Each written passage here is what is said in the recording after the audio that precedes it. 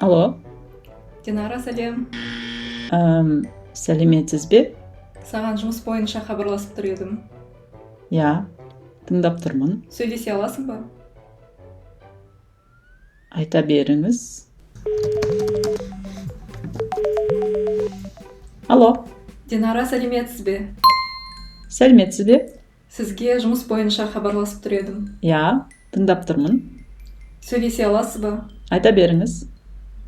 Қазақтар әдетте адамның жасына қарай және сыпайылықтың белгісі ретінде сен және сіз есімдіктерін ажыратып қолданады.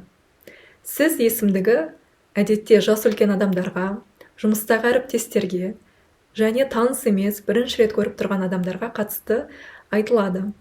Ал сен есімдігі ол көбіне отбасы ішінде, жақын туыстарға, таныстарға және достарға қатысты қолданылады.